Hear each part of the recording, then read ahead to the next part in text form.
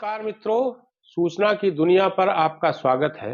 मैं हूं डॉक्टर सुभाष चंद्र सिंह, राज्य सूचना आयुक्त उत्तर प्रदेश। मित्रों, 19 पर हम लोगों की चर्चा चल ही रही है और 19 पर चर्चा मैंने पहले भी बताया कि ये चर्चा लंबी होगी और कई एपिसोड्स में होगी। तो इस एपिसोड में 19 के अगले प्रावधानों पर चर्चा कर रहा हूँ। देवेश जी, हम लोग शुरू करें। सर नमस्कार। निसंकोच सर, इसके पहले हम लोग हमको लग रहा है बहुत सी इम्पोर्टेंट चर्चा हुई थी जस्ट इसके पहले, जो 19/3 पे हम लोग शुरुआत कर रहे थे, लेकिन उस पर आप महोदय के द्वारा एक प्रश्न उठाया गया था और जैसा कि हमने देखा भी था, तो निश्चित है 19/3 पे हमारी आज चर्चा है। तो 19/3 जो सूचना का अधिकार अधिनियम 2005 की धारा 19 की उपधारा 3, यह प्रत्येक आवेदकों को 19(1) की उपधारा 3 सर 19 नहीं सर, 19 जो सेक्शन 19, सॉरी सर, सेक्शन 19 की हम आज जो बात कर रहे हैं वो सब सेक्शन 3 पर, क्योंकि 1 और 2 पे हम चर्चा कर चुके हैं। हमारा जो चर्चा है वह अपील के संबंध में, द्वितीय अपील के संदर्भ में। सूचना का अधिकार अधिनियम 2005 के तहत जो अधिकार दिए गए, उसमें जो 3 का अधिकार 19(3) का, यह किसी भी आवेदक को सूचना प्राप्त करने के लिए, अगर वह प्रथम अपीलीय अधिकारी के आदेशों से जो उसने निश्चय किया संतुष्ट नहीं है, तो आयोग के समक्ष अपनी अपील प्रस्तुत कर सकता है। इसमें एक चीज सबसे बहुत महत्वपूर्ण है कि समय सीमा पे हम चर्चा करें, क्योंकि बहुत सी जगहों पर हमने देखा कि एक स्टेट इंफॉर्मेशन कमीशन में भी ऐसी स्थितियां आई। तो समय सीमा इसमें क्या है? इसमें स्पष्ट कहा गया कि सेक्शन जो 19 का सब सेक्शन 1 है, उसके अंतर्गत कोई आवेदक जो प्रथम अपील प्रस्तुत किया, प्रथम अपीलीय अधिकारी के आदेशों से संतुष्ट नहीं है, या प्रथम अपीलीय अधिकारी ने निर्धारित समयावधि में उसके प्रथम अपील का निस्तारण नहीं किया, तो माननीय आयोग के समक्ष द्वितीय अपील प्रस्तुत करें। द्वितीय अपील प्रस्तुत करने के संबंध में यह स्पष्ट उल्लेख किया गया है, या प्रथम अपीलीय मतलब प्रथम अपीलीय अधिकारी है, उसके आदेश से जिस दिन आदेश की जानकारी होती है, या जो समय सीमा है, जो भी दोनों में पहले हो, उससे 90 दिनों के अंदर वह आयोग के समक्ष द्वितीय अपील प्रस्तुत कर सकता है। एक इसमें थोड़ा सा सर सबसे महत्वपूर्ण है भी है 45 डेज और 30 डेज, इसको कैसे निर्धारित किया जाए।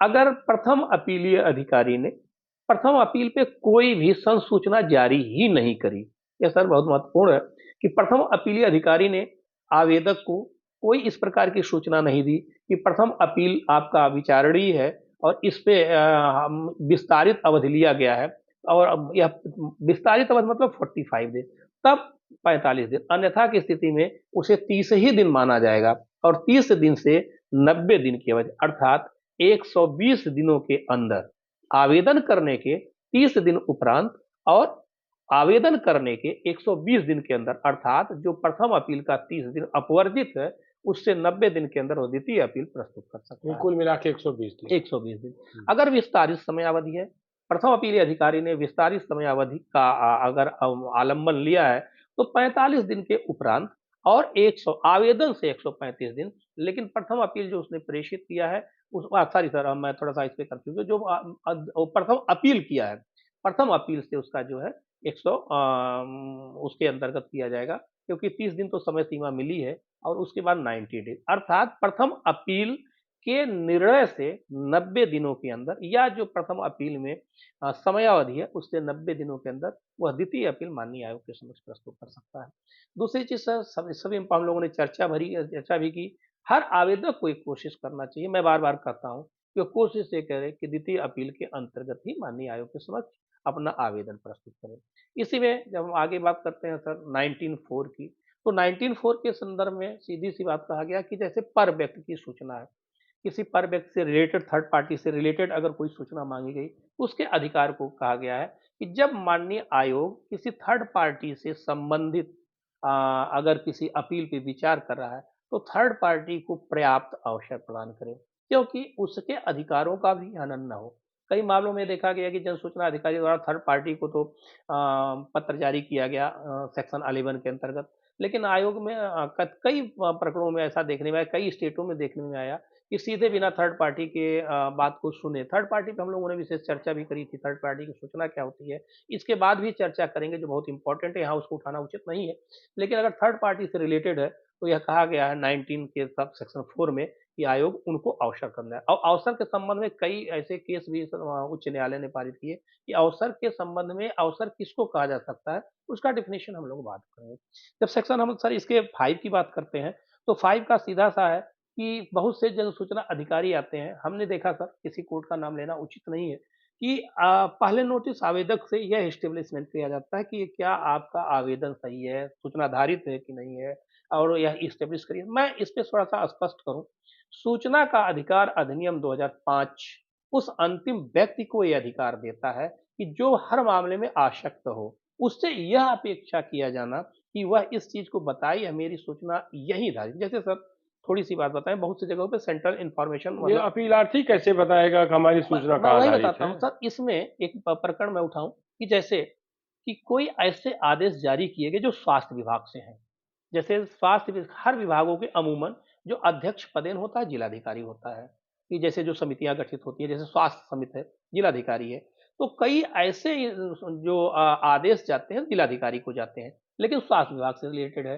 तो अब अगर हम आयोग के उन नोटिसों का संदर्भ लें, तो यह अपीलार्थी को कैसे पता होगा कि यह सूचना स्वास्थ्य विभाग में धारित है कि जिलाधिकारी कार्यालय में धारित है। जैसे हमने एक शिकायत की, मैं इसको खोलना चाहता हूँ सर, जो आयुक्त की भावना है कि उसमें हमने एक शिकायत की, तो शिकायत में जिलाधिकारी को आदेश दिया गया। तो जिलाधिकारी को तो आदेश दिया गया, लेकिन पत्रावली वह जिला बेसिक शिक्षा अधिकारी से संचालित थी। वह जब जिला बेसिक शिक्षा अधिकारी से संचालित थी, तो पत्रावली जिला बेसिक शिक्षा अधिकारी कार्यालय में धारित होती है। दूसरी चीज़ सर, कि हम मनरेगा को ले लें, जिला कार्यक्रम समन्वयक जिलाधिकारी होता है, लेकिन मनरेगा की सभी फाइलें वह उपायुक्त श्रम रोजगार कार्यालय से संचालित होती है।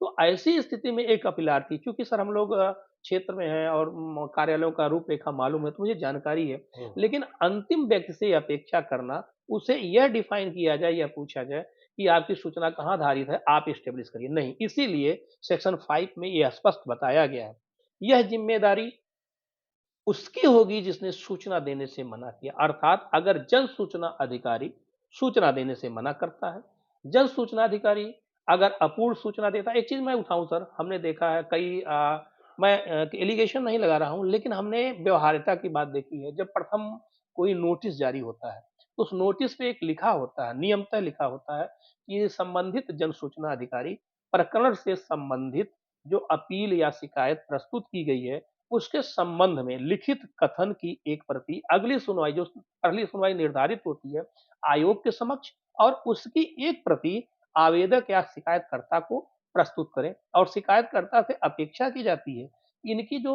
अभिकथन या जो भी चीज है, अपना उस पे काउंटर फाइल, मतलब उस पे अपना रिजवाइंडर कोई प्रस्तुत करें। आपत्ति देना चाहें?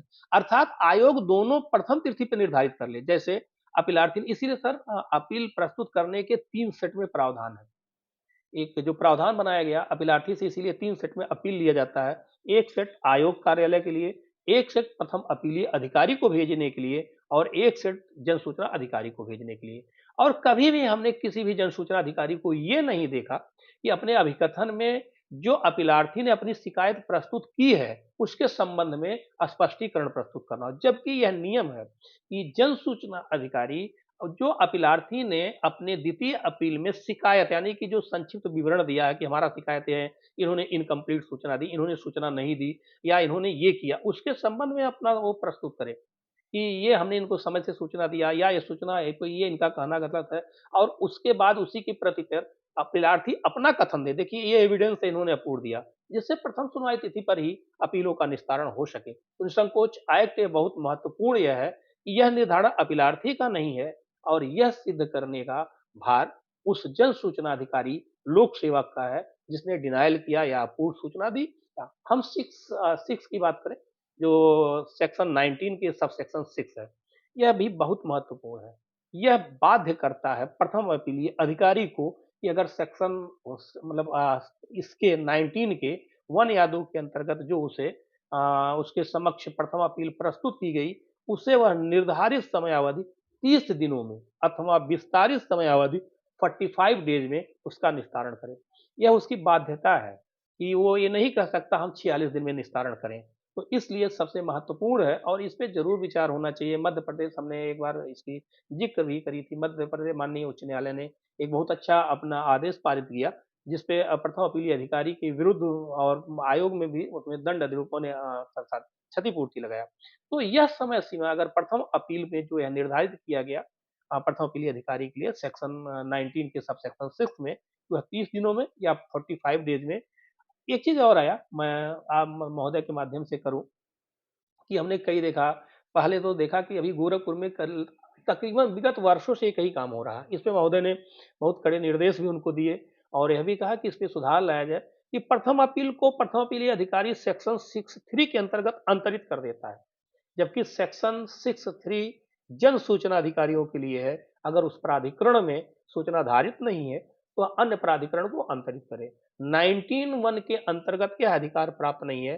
19(1) सेक्शन 19 का सब सेक्शन 6 यही कहता है कि उन्हें कोई न कोई निर्णय पारित करना होगा और वह भी 30 दिन में या 45 दिन में। और अगर हम 7 की बात करें सर, सेक्शन 19 के सब सेक्शन 7 के, तो ये आयोग जैसे इसमें एक चीज कहा गया और कि आयोग का जो आदेश होगा उसकी बाध्यता होगी। हमें निश्चित तरह इस पे हम फिर चर्चा करेंगे क्योंकि माननीय उच्च न्यायालय के आया कि 226 के अंतर्गत उन्हें सूचना सुनने का अधिकार है। आप इस YouTube चैनल को लाइक करिए, सब्सक्राइब करिए, कमेंट करिए और शेयर जरूर करिए।